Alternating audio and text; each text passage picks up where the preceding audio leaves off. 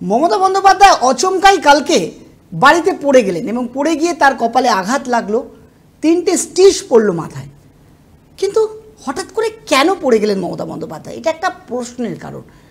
রাজ্যের মুখ্যমন্ত্রী, জেড ক্যাটাগরির সিকিউরিটি এবং চারিদিকে সিকিউরিটি দিয়ে ঘেরা, সেরকম অবস্থায় নিজের বাড়িতেই মমতা বন্দ্যোপাধ্যায় পড়ে গেলেন। সূত্রে বলা হচ্ছে যে কেউ পেছন থেকে মমতা বন্দ্যোপাধ্যায়কে ধাক্কা দিয়েছে। তাহলে কে ধাক্কা দিয়েছে? বাড়ির কেউ লোক? দুষ্কৃতী ঢোকার তো কোনো প্রশ্ন নেই সেখানে, কারণ এটা মমতা বন্দ্যোপাধ্যায়ের নিজের বাড়ি। তিনি বাড়ির একটা রুম থেকে আর একটা রুমে যাচ্ছিলেন, সেই মুহূর্তেই অচমকা পা পিছলে পড়ে যান।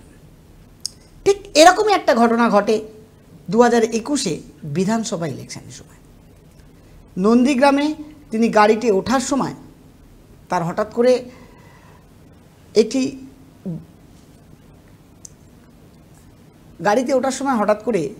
তার পায়ে হঠাৎ করে চোট লাগে এবং সেই চোট নিয়ে তিনি সেই সময় চলে আসেন নন্দীগ্রাম থেকে এসএসকেএমে এবং তারপরে পুরো ভোট প্রচারটা তিনি হুইল চেয়ারে ছাড়েন এবং তারপরে মমতা বন্দ্যোপাধ্যায়ের জয় হয়।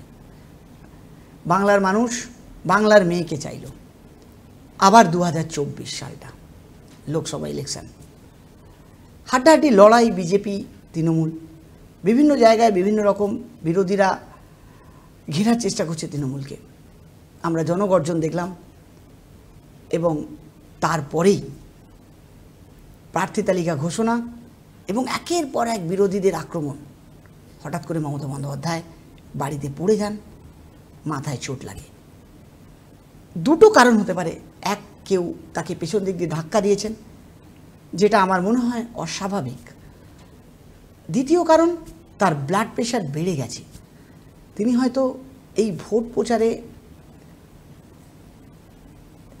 বিরোধীর আক্রমণকে তার ব্লাড প্রেশার বাড়িয়ে দিয়েছে। তাহলে কি সেই 2021-এর ঘটনাটা আবার 2024-এ পুনরাবৃত্তি হতে চলেছে?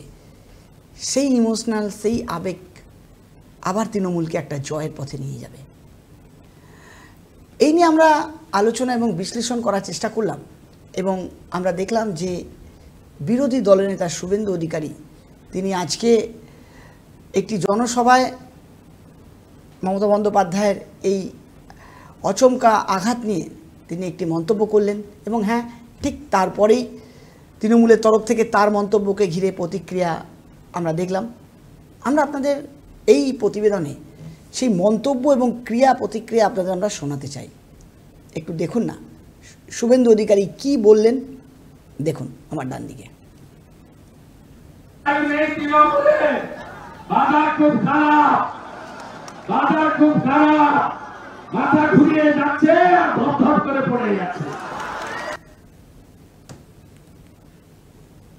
শুভেন্দু অধিকারীর আজকে এই জনসভার পরিপ্রেক্ষিতে আমরা রাজ্যের মন্ত্রী শশী পাজা তিনি তার প্রতিক্রিয়া দিলেন, সেটাও শুনুন।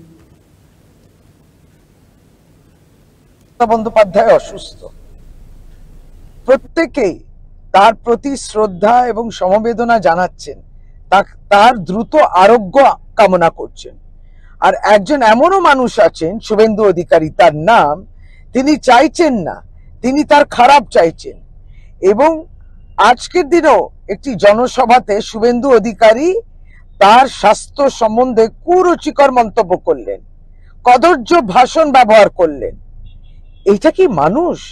ইনি কি পরিচয় দেন তাকে? তিনিও তো মায়ের সন্তান, তুমি মাকে অপমান করছো। এত ঔদ্ধত্য, এই অপমানের কি শাস্তি হতে পারে? আপনি নিজেকে পরিচয় দেন যে আপনি রাজনৈতিক জগতের সঙ্গে যুক্ত একজন নির্বাচিত প্রতিনিধি। আপনি যাদের যারা নির্বাচিত হয়েছেন তারাও ধিক্কার জানাচ্ছে।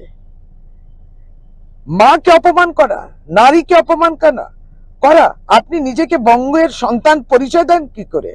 কবিগুরু রবীন্দ্রনাথ ঠাকুরের জন্মভূমি, স্বামী বিবেকানন্দর জন্মভূমি, ঈশ্বরচন্দ্র বিদ্যাসাগরের যদি একটুও শিক্ষা আপনার উপলব্ধি হতো তাহলে এই ভাষা আপনি ব্যবহার করতেন না।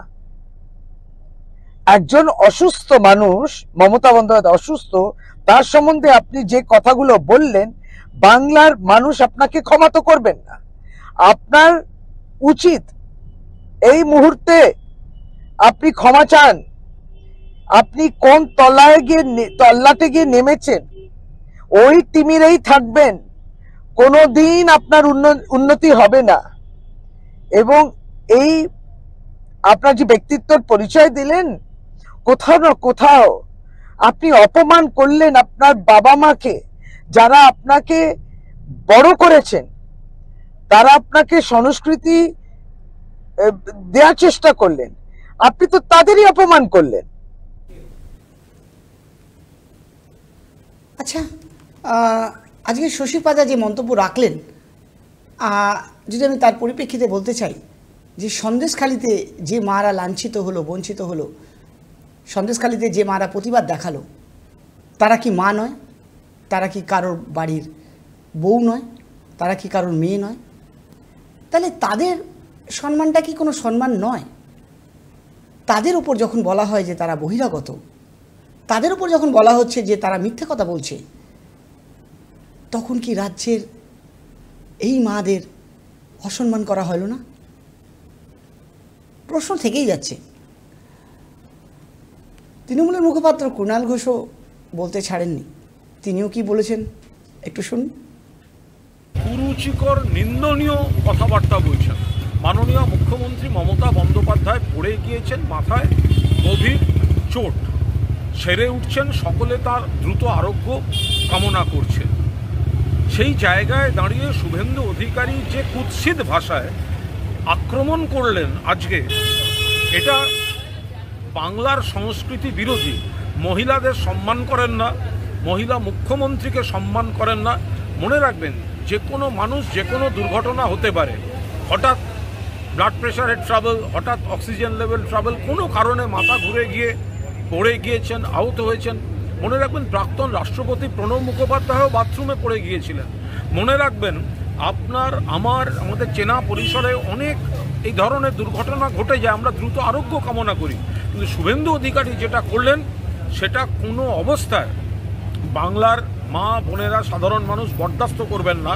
যে এই অসুস্থতা নিয়ে, এই আঘাত নিয়ে এই ধরনের কুরুচিকর মন্তব্য করা যায়, এটা শুভেন্দু অধিকারী বা অধিকারী প্রাইভেট লিমিটেডের লোকজনদের পক্ষেই সম্ভব।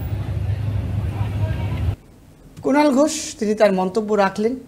আবারও প্রশ্ন থাকছে, যে সন্দেশখালিতে মা বোনরা অপমানিত হলেন, লাঞ্ছিত হলেন, তাদের